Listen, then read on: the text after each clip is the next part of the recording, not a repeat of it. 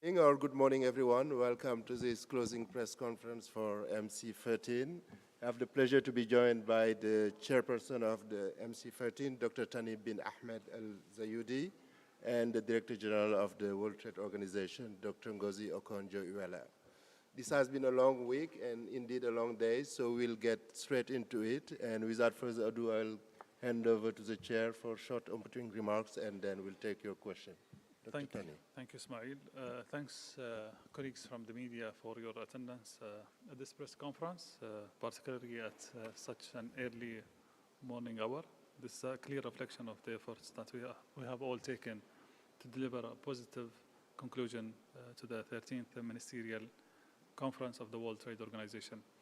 After a week of intense negotiation, we have now been able to agree on Abu Dhabi Declaration with an excellent outcomes that's going to push things forward, and even with a good start with some of the topics which I'm sure is going to be carried on in Geneva and MC14. It is a significant moment and significant document that not only builds on the agreements delivered at MC12, but delivers new breakthroughs on key trade issues from e-commerce to fisheries subsidies. I would like to reiterate my thanks to each and every member nation for their constructive dialogue throughout the week, and to my dear sister, Her Excellency Dr. Ngozi, the Director General of the WTO, her team, for ensuring we are all able to deliver a ministerial conference of a real impact. This has been a momentous week for Abu Dhabi and the UAE, but most importantly, it has been a momentous week for the global trade. 164 nations, plus the two who just joined, came together to restate the case for multilateralism and ensure it leaves no nation behind. Thank you, and again, looking forward to the questions. Thank you, Excellency. DG.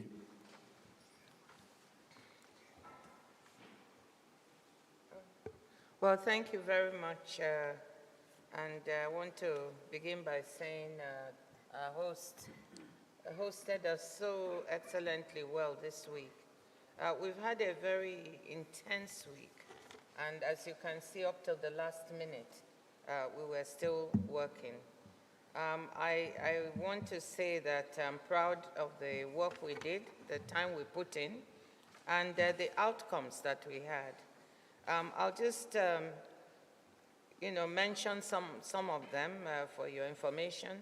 But you remember that when we started the meeting, there was a press conference, and I talked about the uncertainty of the world environment, the strong headwinds that we face against the backdrop of the war in Ukraine, the disruptions in the Middle East, and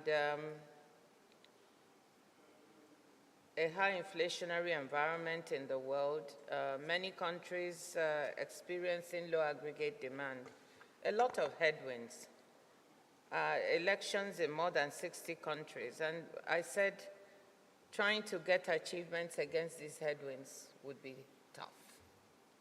So what I want to share with you is that it's really quite interesting that we kept working and working and postponing, because there was such a spirit of wanting to achieve something. And that is what I take away with me, that WTO members really wanted to achieve something for people in the world. And we did. We didn't achieve all we wanted to, but what we achieved, I think, was pretty amazing. Let me just mention some interesting things. For the first time ever, we had these deliberative sessions, which is part of the way we want to reform the WTO, to get ministers to talk to each other about forward-looking issues. So instead of just focusing on the issues we have to negotiate, how do we deal with the issue of trade and sustainability, trade and climate change and environment? How do we talk about the new industrial policies? Policy space for developing countries who want to grow, to industrialize, to create more jobs. How do we talk about the issue of inclusion and the fact that we have this notion of re-globalization? How do we fold it in? These are conversations that ministers rarely have, and we created a forum, I think such engagement will enable ministers to be forward-looking about some of the topical issues, and we opened it up. The demand was tremendous, and this is something we need to recognize. I think that some of the other achievements, the accessions, the chair just mentioned, 2 countries acceded to the WTO, one after 17 years of work, the other after 7 years. And you want to ask yourself, why would a country continue year after year fulfilling some of the most difficult reforms and implementing them steadily, changing their legislation? Why, if it was not for the value of the organization that they want to join? And so I think that more than demonstrates what the WTO is all about and the value it brings. And we have 22 members in the queue, all working, several of them very hard to join. So that was really a moment of fulfillment. And you should have seen the joy on the faces of the 2 presidents who came because they had ownership of this. For the first time since a mandate 23 years ago that was given to review special and differential treatment provisions for developing and least developed countries to make them more effective, more precise, a ministerial decision came that would advance this goal. So developing countries have been looking for this, and for the first time we got it. So I think that was a win for development. And we got something that least developed countries have been wanting for a long time. How do we handle the issue of graduating LDCs? Again, this conversation has been going on for years, and we finally got agreement at the WTO, something that is very important to LDCs. And of course, we agreed on extension of the e-commerce moratorium. Of course, we agreed to extend with a date for the moratorium to end at the end of that time, but this gives enough time, enough notice so that business can have the time to adjust. And after that, it doesn't mean that any member who wants to continue the moratorium can do so on their own. So I think that was a major achievement that took quite a bit of doing, and I'm very glad for that. The dispute settlement system, we did considerable work. This was acknowledged by ministers and with the mandate to do more work. We worked hard on the issue of fisheries, and we hope to close the negotiations. We came so close. But at the end of the day, the 1 or 2 matters we could not bridge need more consultation by people here at home, more thought, more engagement to overcome. The same with agriculture. For the first time, I mean, you might ask, why is this so important? We haven't even been able to have a text that everyone agreed to negotiate on. For the first time, we had that. And that means that even though we didn't close everything, we have in Geneva, we were able to continue work to close on these issues. So I think when I look at it all in all, I think we got a nice package, but more importantly, we laid the basis for completing some of the other work that we need to complete. So I feel like we did undertake and get agreements that will materially have an impact on people's lives. Thank you. Thank you, DG. We'll now take your questions. Please identify yourself, the organization you work for, before you take the floor. Laurent.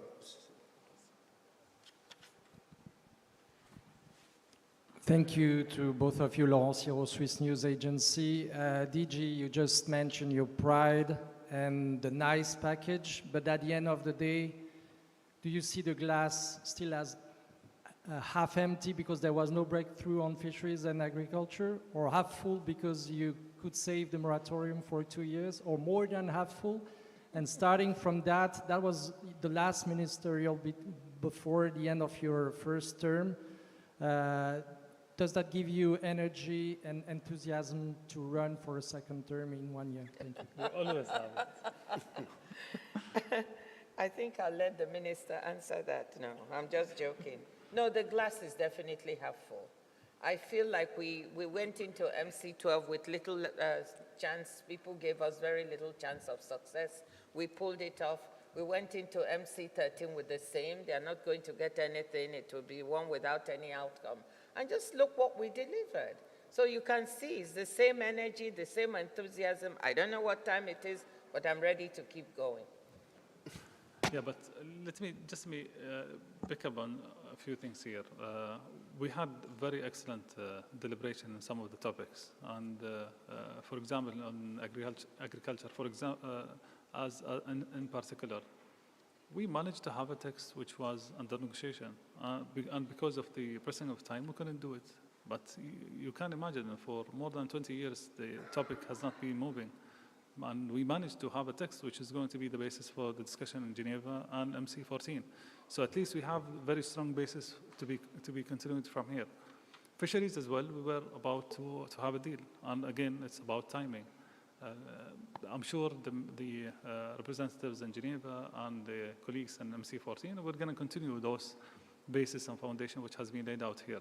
So in general, it was very constructive discussion, dialogues, and negotiation between countries, and things were about to conclude, but we've been impressed by the time. Thank you. The gentleman in the second row, please.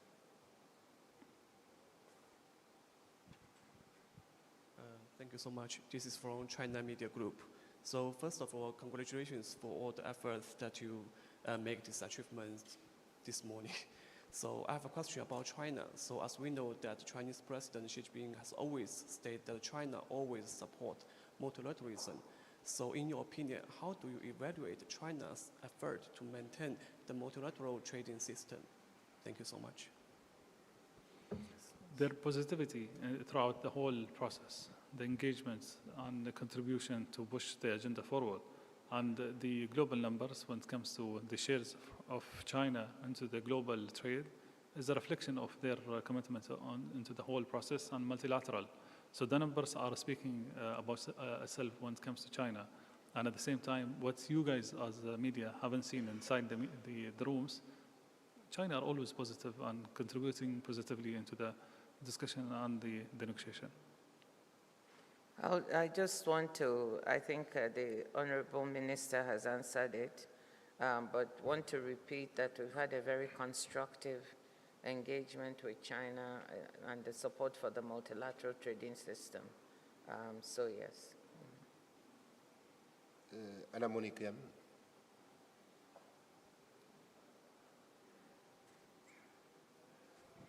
Hello, Hannah Monikin, Inside U.S. Trade. You both sound fairly optimistic that you think deals on fish, for instance, can come in Geneva, but what is the path forward when you get to Geneva, when you were so close to a deal on fish and agriculture, but it was blocked by just one or two countries? How do you overcome that now in Geneva without sort of political momentum you had with all the ministers here in Abu Dhabi?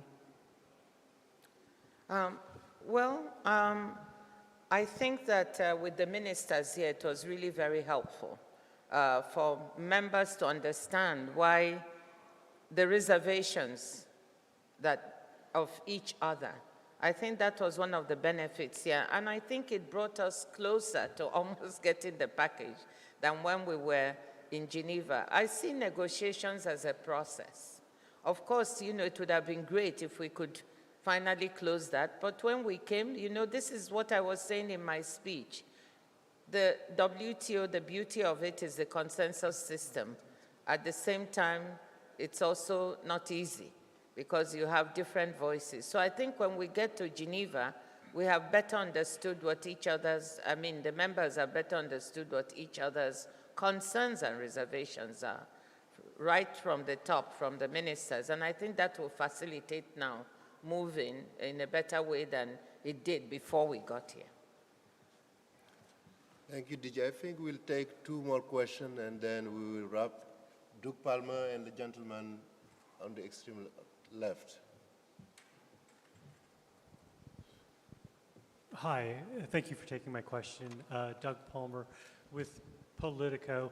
On dispute settlement, the deadline now is to reach an agreement by the end of the year.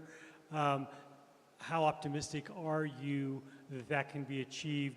It seems to date that the U.S. has been kind of dragging out that process for political reasons. Do you think that will continue to be a problem? And Minister Al-Zayudi, we heard that you personally intervened with Minister Goyal to get the e-commerce moratorium extended. Can you talk a little bit about that conversation and what you said to him?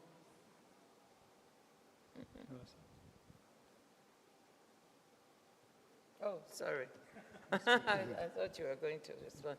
On the dispute settlement system, I have been asked this before, Doug, and I want to say, when I look at where we were 3 years ago when I took this job and where we are now, I would say that the U.S. has been engaging constructively. Of course, we have the reality facing us that we have elections in the U.S. Those are some of the headwinds that I talked about. Nevertheless, I think we have a strong basis now to continue work. So again, I'll use my word and say I'm cautiously optimistic. Members want to do it. I said it at the beginning, cautiously optimistic, and we got a half-full glass. I think that, or maybe 3/4 full actually, if you ask me. I think the work, we now have ministers urging that the work continue and be completed. And so we will do that and see where we end up. The mandate still remains by 2024. So let's see where we get to. Well, if you allow me to comment on the first question, having two positive outcomes from two ministerials after each other in less than 2 years, and heavy participation and engagement of the United States is a positive sign, reconfirming their commitments regarding the appellate body to be sorted out this year is another commitment. Their huge engagement and participation is another commitment. So whatever we saw within the negotiation is a signal of their commitments and positivity, regardless on what is back then when it comes of their politics. Jumping to the second question on the moratorium and discussion with Piyush, it's not only the moratorium. We've been negotiating for the whole week, so sometimes we have to intervene and speak on the consequences, the impact, the other angles of the various topics. A moratorium is the same, and at the end of the day, we managed to get it, and we're going to continue working with the technology provider on the topic. Thanks. Thank you, Excellency. We'll take one last question, sir, on my left. Thank you. Thank you very much. Jorge Valero with Bloomberg. It's just a quick clarification on one comment, one response that the Director General said. Right now, the statement says that the e-commerce moratorium will end in 2 years, right? And you said that those who want to continue the moratorium could do it on their own. So are you excluding that in 2 years' time a new moratorium could be in place, adopted by the whole organization as a whole, and that the moratorium will be can be extended, or you are saying that the moratorium can be extended only as a plurilateral deal? Thank you. I think that the membership just agreed to extend the moratorium with very firm dates for its conclusion. And I think that's where the membership wants to go. So I have to abide by what the membership has just decided. Thank you. Thank you, DG. Thank you, Excellency. Thank you, colleagues. We will leave it there for today, and we thank you for joining us over the course of the last week. And we look forward to seeing you in Cameroon for MC14. Yeah, thank you so much. 18 months from the last one. Thank you so much for your patience. I couldn't believe you came back. I told them it's going to go to bed.